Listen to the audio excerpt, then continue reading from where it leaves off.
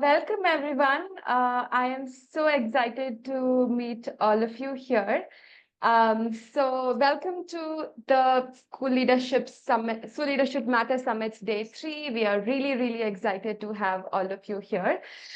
Before I begin, I would like to just share a few housekeeping rules. This session is available in 4 different languages, English, Spanish, Portuguese, and French. I would really request all of you to choose a language that you are most comfortable with. The session is for 45 minutes, and I would highly request you to mute yourself as you're joining in. Okay, so I have to mute few people, but please mute yourself as you join in, and we will have discussion for 20-25 minutes. We'll have session for 20-25 minutes, and at the end we have some Q&A time. So please drop your questions if you have it on the chat. Without further ado, I would really like to welcome Guilherme Cintra from Lemann Foundation. Over to you, Guilherme. Thank you so much, Swarna. And well, it's a pleasure to be here. I'm a great fan of the work that you're doing. And I would like to share a little bit. I'll share my screen first. And what I'm presenting today stems from my own personal experiences as a principal, as a superintendent, as a product manager, working in the government, and this all come together, looking at technology as a means to a lot of ends that we have in education. And we are in a phase in the educational environment where we have tons of things going on. AI is here, and we're like discussing a lot on what is the impact, but we also have to come back to the main objectives. And this is a little bit about what I'll be talking about throughout this. So first, there's a lot of promise, right? When we talk about AI, we have this grandiose visions of personalization, less memorization, more critical thinking, less routine tasks. We spend more time with students. We have more engagement. These are all great things that we aspire, and these are possible. But one thing that I would like to talk about is that none of these consequences are natural. They require systemic leadership. What I mean by that is that you have to take a look at the system and try to see how AI impacts it and what are the impacts you want it to have, and shape it in a way that works for you. And this is not only with AI, that's actually with any kind of technology, and actually with any kind of process that you have. And so a school is in a context, and you have a school community, right? Leaders, teachers, all of that. But then you have these 3 things, which are the culture of the school, the technologies used, and the process that you have. These are all things that you have to consider, and you can be intentional about it, and you have to be. So into the context, you have to think about these things. And I'll give you one example of my own experience. Before talking about AI, before talking about anything, we have very simple technologies that we can use, and we can use them in an intentional way. So the first time I became a principal in a school, I was coming into a school where the students were very far away from the leaders of the schools. They didn't talk to teachers. We didn't have a relationship with those students. We didn't know them. And I was very worried about that, because I really believe in an education where the relationships are in the center of the process, right? And so I challenged my team, and we were about like 10 people in the team, in the leadership team. I challenged them to interview all of the 1,000 students that we had in 1.5 months. And then they asked me, why are we doing that? This is a lot. This doesn't make any sense. And I said, well, how many students do we spend at least like 10 minutes a week talking to these guys? And one of them said, well, maybe 80. And the other, I would say 20. I would say, okay. So I went back to my mathematics time as a teacher, and I crossed out the zeros, and I said, well, let's say it's 80. So let's say it's 8% of the students. Where are the other 92% of the students? And they answered me, well, they are invisible. And I was like, yeah, they're invisible. We don't know who they are. And so what I did is I got a very simple process, which was interviewing students. The technology was basically spreadsheets, right? This, sorry, Sorry, go I think ahead. it's, Yeah, yeah. sorry. The process was these interviews. And the thing was, via these means, I wanted to change the culture.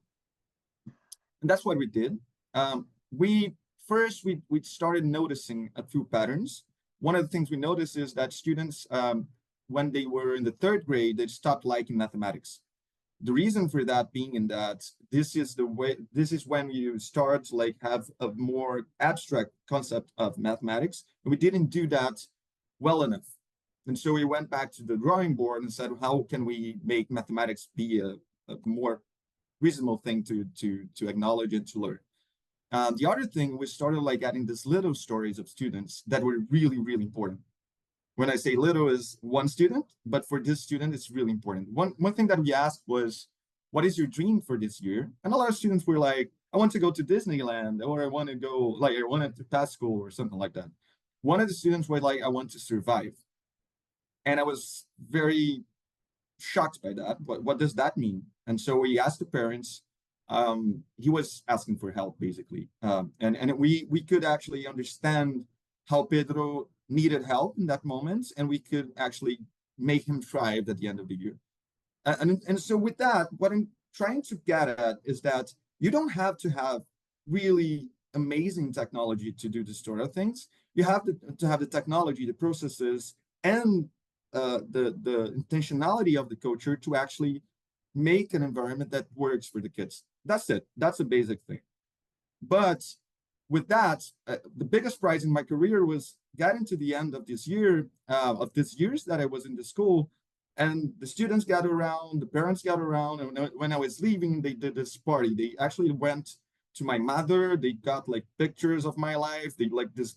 This is the biggest prize. I didn't do anything in my life that was as amazing as this moment, and I think I'll never do it, because that's the core thing about education, right? This sort of like connection, this deep connection, that's the thing that drives anyone that works in education and believes in the system, in the school system.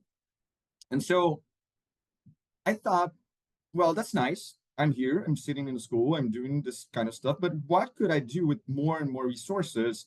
And then what could I do with the right technology that could like drive further change?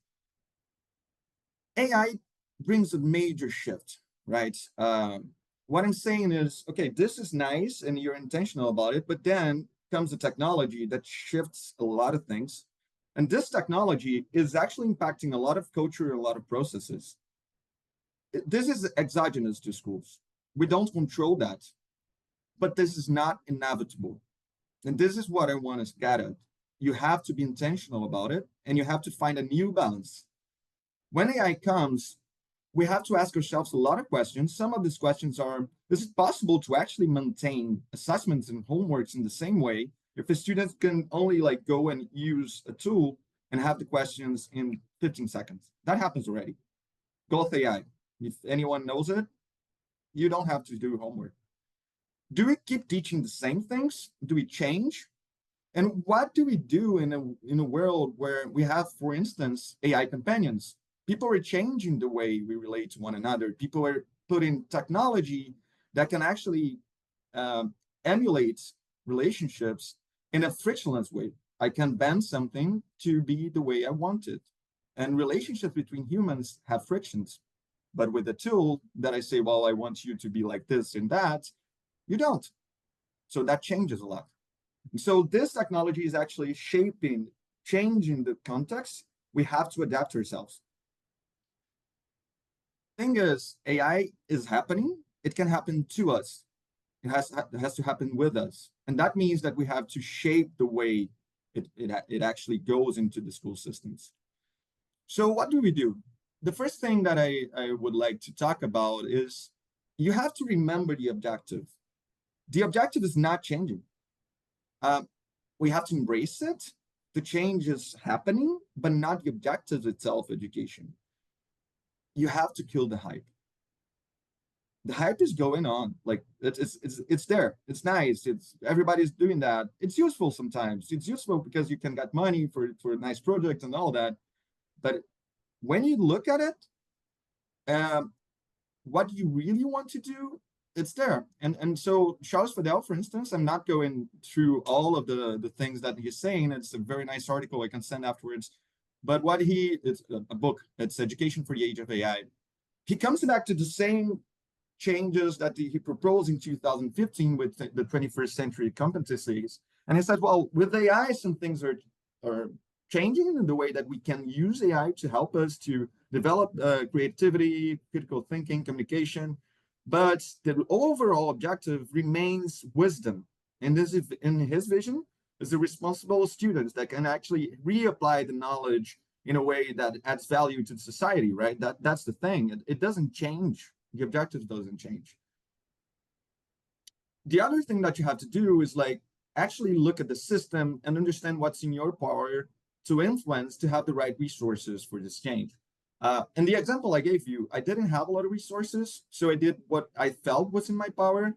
But I think that in a lot of ways, we can actually start to make sure that we can like fight for the changes the system needs for our students, because there's a lot of inequality that can stem from technology. And normally, technology is a force that drives inequality if we are not intentional about driving equality itself. And so I always like draw this like sort of Maslow pyramid of technology, which brings connectivity and devices. This is what you need. And then one thing that gets skipped a lot in the global south or management systems, people normally go to the direct software, but you cannot allocate teachers. You cannot know the grades of the students in the system. It's very hard for you to manage at school. So the management systems are really important, teacher training, and then you get to the educational software.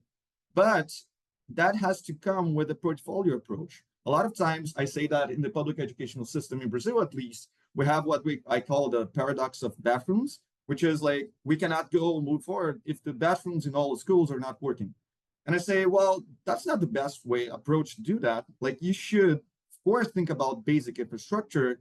But if I only think about basic infrastructure, then technology comes or something else comes, and my students are never going to be able to have that resource. And so how can we make sure the budget and the way I think about that is spread out in a portfolio way that actually can get our students to the same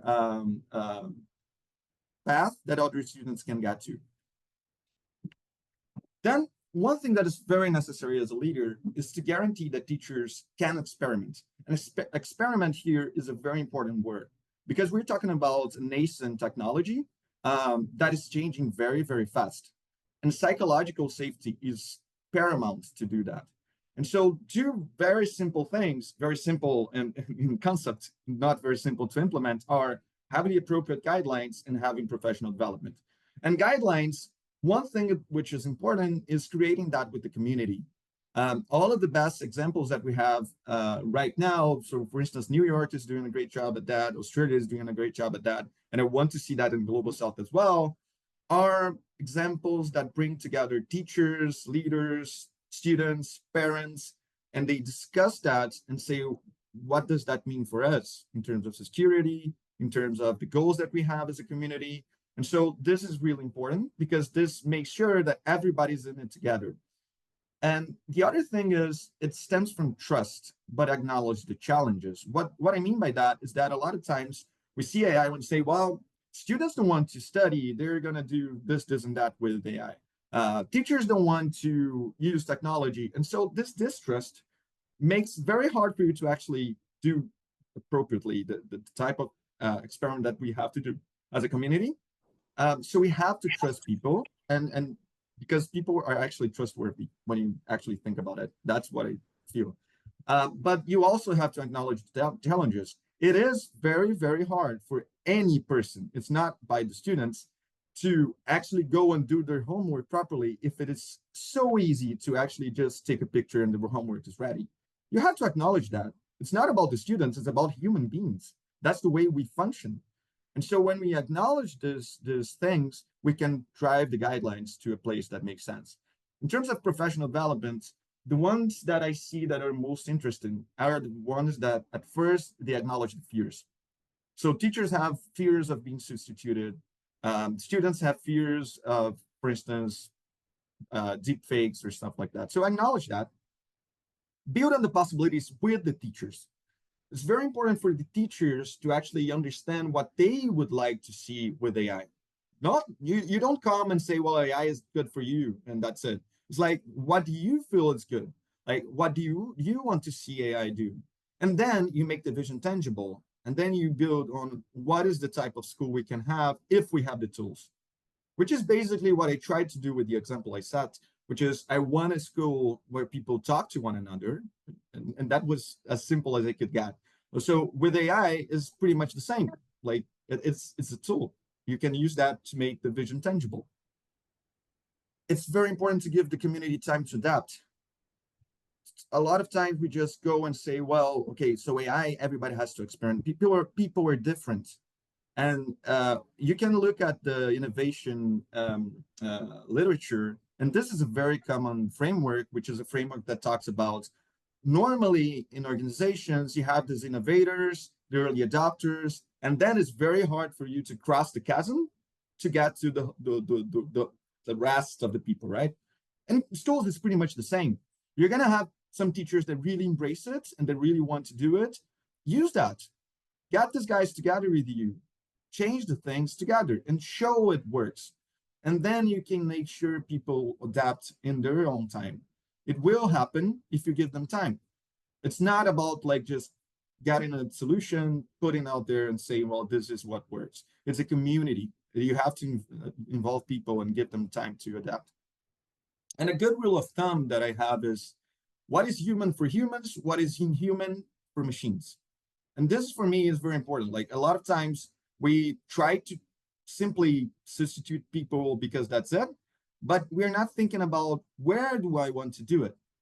One good example is essay grading. So essay grading, you have a teacher in Brazil at least, and I think in other countries it's the same.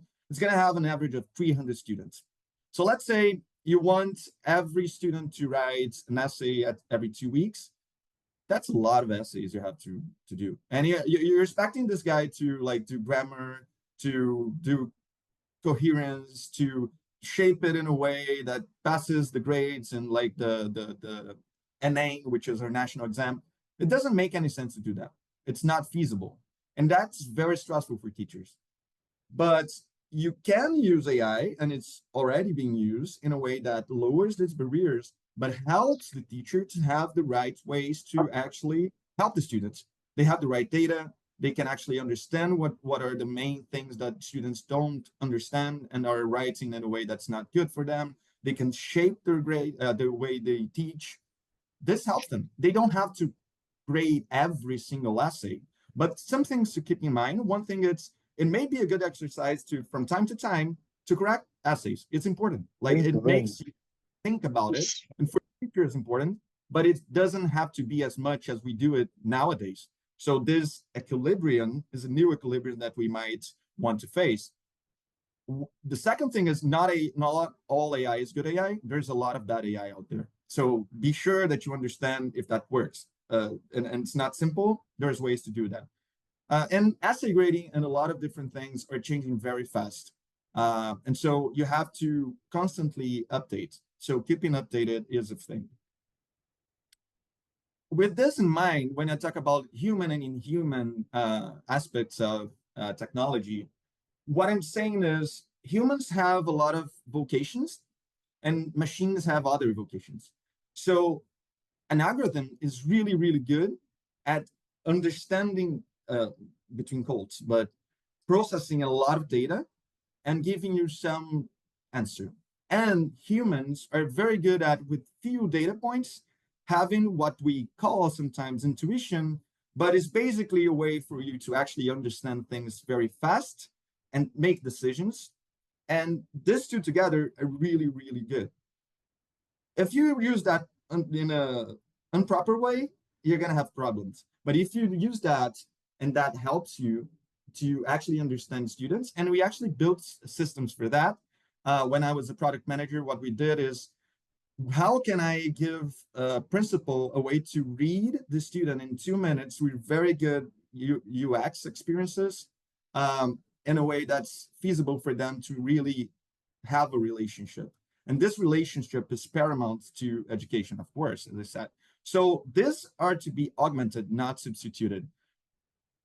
We have our algorithm for sensibility. We can process small amounts of data and make decisions. AI can help you with all the rest.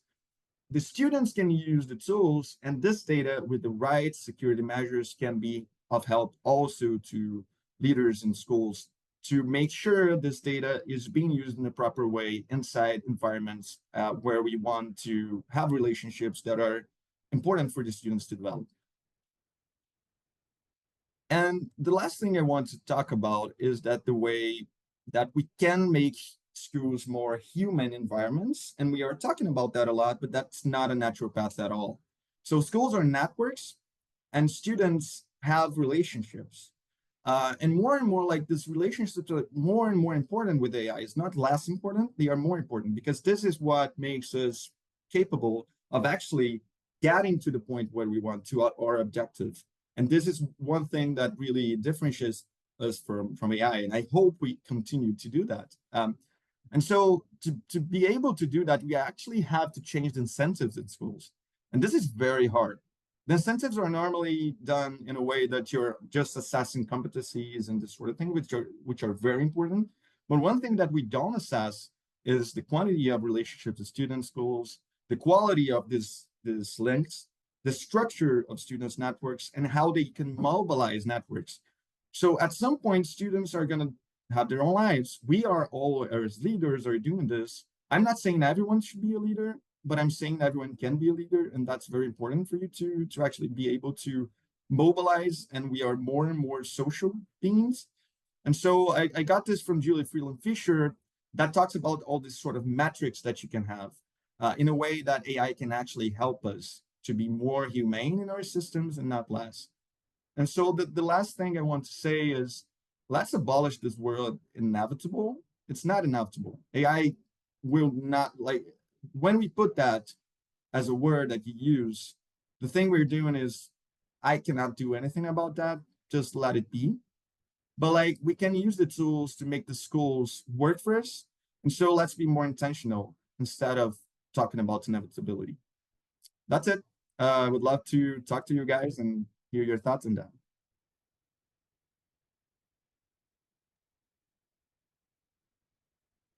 Thank you so much, Guilherme. This was really great. I really love the quote about AI can't happen to us. It has to happen with us. I really love that.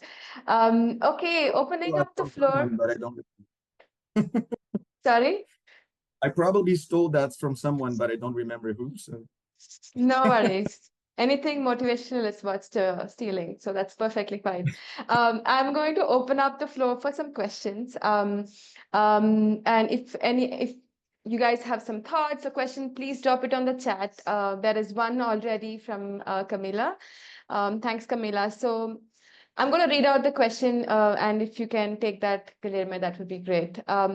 So I have seen many AI tools designed for students and teachers, but not as many specifically targeted to school leaders. What are some good AI tools that you have come across that is specifically for school leaders? And like, what are your own ideas? So that's what Camila wants to know. that's a great question, Camilo, because I see the same. Like, we don't have a lot of tools that are actually related to principles. We don't think about a lot about that. One tool that I think is very interesting is Dewey. It's an American tool. Dewey, the interesting thing about it is that it acknowledges that not all school leaders are data scientists, which I think is really important.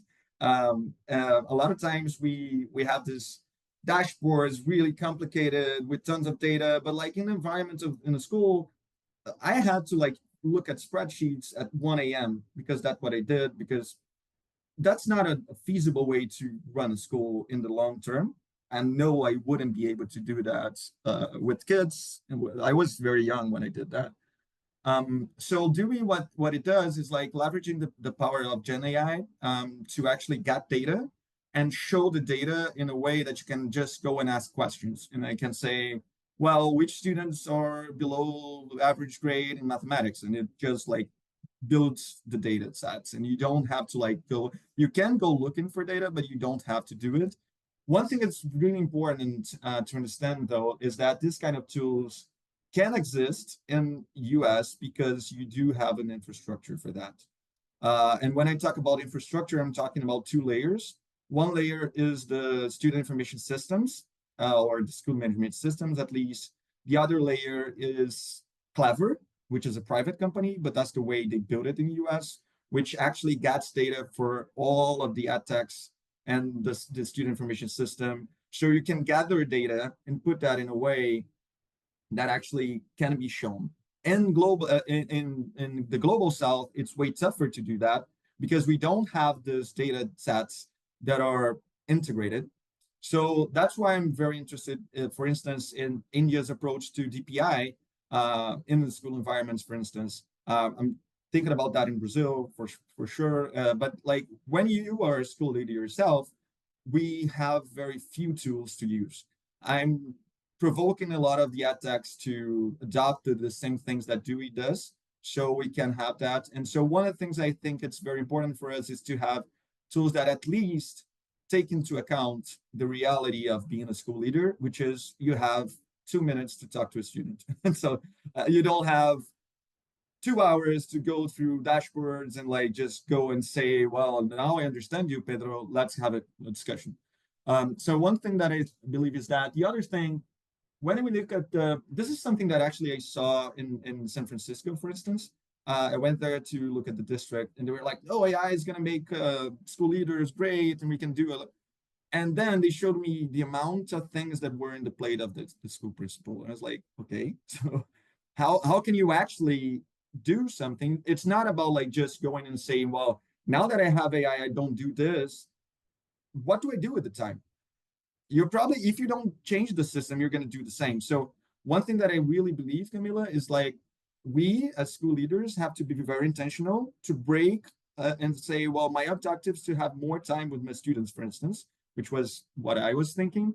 And so I'll use AI and the rule of thumb of inhumane versus humane, right? So I'll think about the inhumane parts of the job, and I'll give that to the AI, and I'll focus on the humane parts. And so when I was working in the Innovation and Technology Department of Municipality of Rio, I actually ran this study, and I got to understand, like, for instance, some things like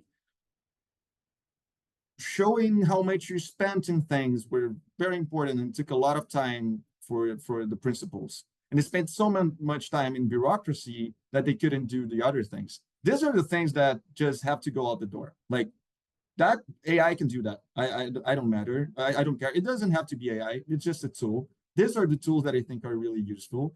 And so two buckets. One is getting the inhumane parts to focus more and be intentional about your time. The other part is leveraging the power of data in a way that's feasible and manageable in the school environment in the right time to make decisions in the proper way. That's personalized. I don't like personalized platforms as much as I like personalized schools. This is very different for me.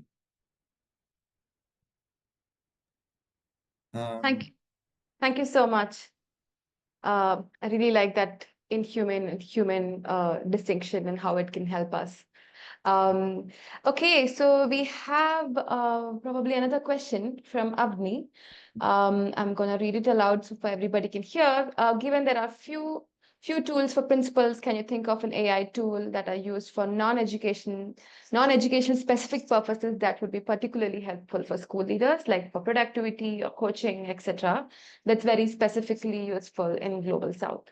That's a great question, Avni. One thing that we are experimenting a lot with the team right now. One thing that we're doing is using tools that we know, like ChatGPT and this sort of stuff, and building some things that can help leaders. So, for instance, one thing that we did, we worked with the Centro Lemann de Sobral, which is a center for school leadership as well. We got basically their whole materials that they have, and we built this sort of coach for school leaders. that can actually help the school principals to do stuff such as writing the documents they need, or actually understanding how to build a project for the schools, a pedagogical project for the schools. So you do have tons of data sets, and you do have tons of manuals and stuff like that that we have all around the world about how to be a great school leader.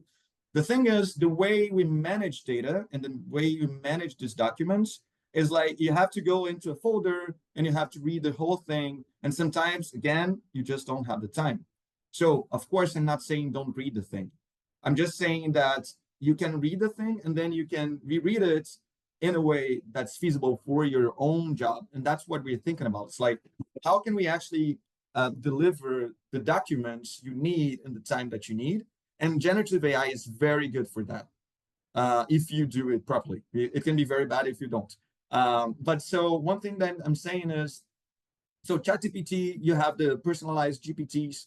I use that for everything. I use that for making recipes at my house, but I also use that for productivity in your work. It depends on, again, I don't have the capacity to think about all the recipes in the world, as I don't have probably the capacity to remember every way I can write a document for the school.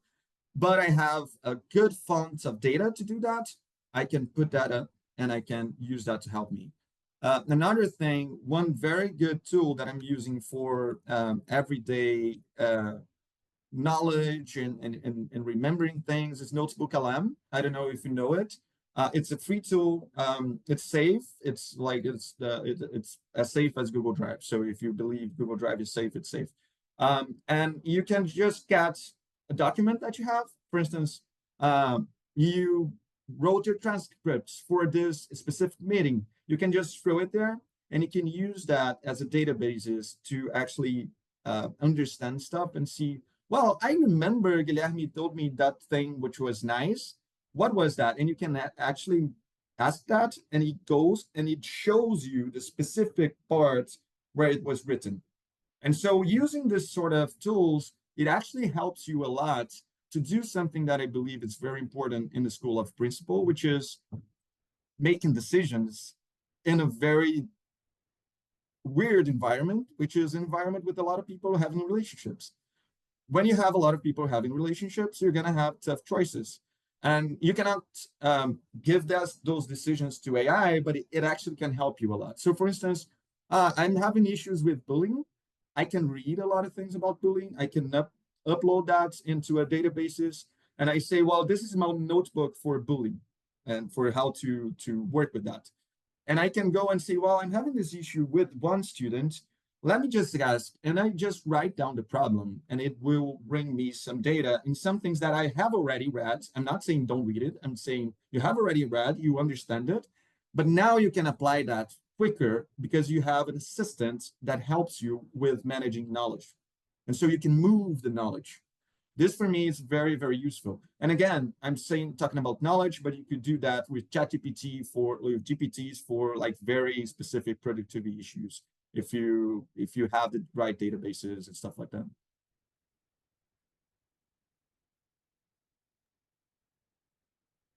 Thank you so much. It was really helpful. Notebook LLM is definitely super powerful.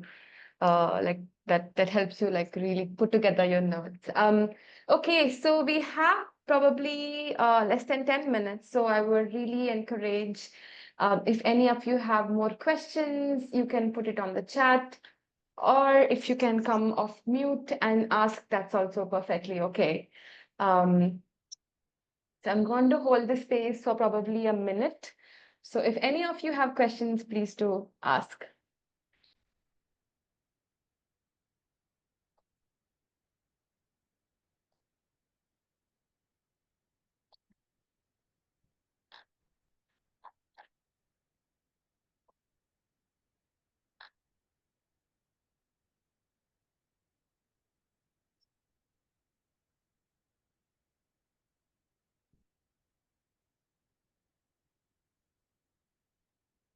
I have more questions, if I may. Sure, go ahead, Camilla. I'm learning to be patient with silence. This is a skill that I didn't have. So I was like going to talk about something. I said, no, somebody's going to say something. So I know you've traveled to India recently, and probably you've traveled many other places. I know that there was also a trip to the Silicon Valley to. So I wonder, what are you seeing in terms of different countries adopting this AI and other tech tools, and if you feel that there is a relevant difference that might increase inequalities, because we know there are lots of inequalities across the world when it comes to education. So you've seen the US, you've mentioned it, Australia, and then you've been to India. What are you seeing? You are in Brazil. What are you seeing in this global level? And do you feel like global South will be um, will keep up with with these new things that are coming up? Perfect. What I believe, I'm relatively optimistic about it when you use it properly, of course. And the thing about it is you have to use it in a way that's context, that's really dependent on context a lot of times. And so one thing that I learned from guys in India when discussing like this sort of tools is like they have this very simple framework, which is if the thing is context dependent, context independent, or informed by context. And these are like three buckets that you can put stuff and think about, and it's very easy to actually think, well, that's why it works here, it doesn't work here, because it has more or less context dependency. Education is very context dependent in most of our everyday life. So because of that, it's very difficult for you to like just say, well, this is will work everywhere.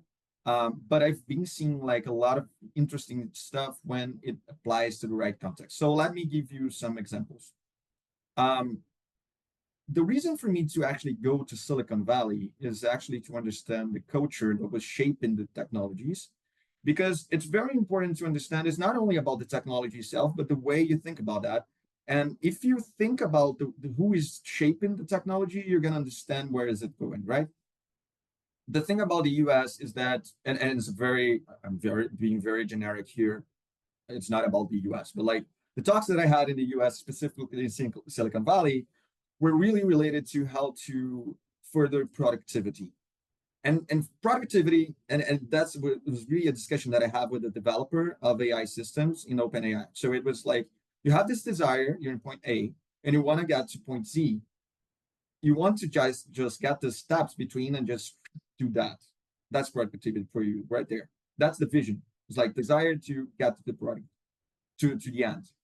And it's interesting, but when you apply that to education, you have to have friction, right? You have to have a lot of friction in the process so you can actually think about stuff and remember and learn. And so when I went there, I understand that the way a lot of the ad tech products are being developed with AI are not going to be the best way for us to learn, because they're trying to work in a way that's frictionless, and education is not frictionless, and people are not frictionless. And so I started like noticing these patterns, and with that, I saw in the US there's a lot of tools that are really interesting and very interesting, and that doesn't go into this culture, but we can go to this place, and with that we can further ways that are not useful for people to actually learn. But yeah, this is a way to do it. In the US, you already have a lot of inequality stemming for that, because if you go to some districts, they're applying that in a very different way than the other because of political context. So it's not about the tool itself, it's about the way you apply it. When I went to India, I saw one thing that was awesome, which is the power of translating. This is an issue that in India is very, very context dependent. We don't have, of course, we do have like native people in Brazil, and we do have to think about that. But in India, this is like, it changes the whole possibility of like talking to people. And I saw some tools that are actually using AI in a way that's incredible, which is they go into this place that is very like rural, they interview people, and they understand very context dependent wise how can you actually like use better tools in this particular place, or how can you produce better in this particular environment.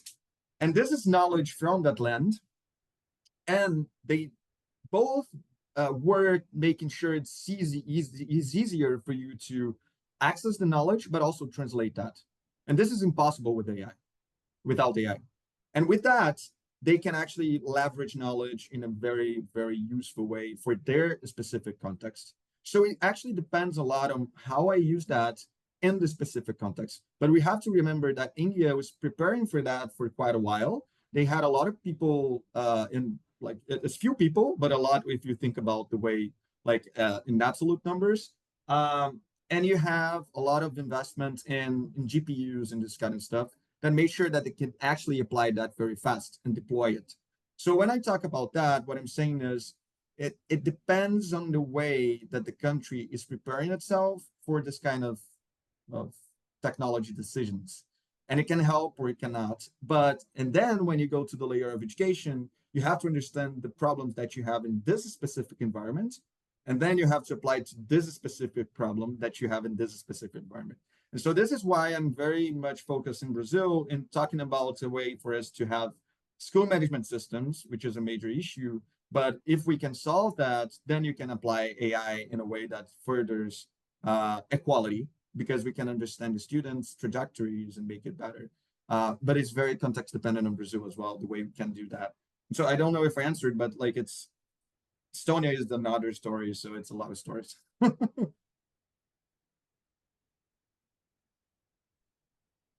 Thank you so much. That was really insightful learnings from different parts of the world. So we're almost at the end of the session. We just have 2 more minutes. I'm afraid if we can take any more calls, but any more questions. But thank you so much, Guilherme. I think it was such an insightful session today. And I really appreciate you spending time and speaking to all of our participants.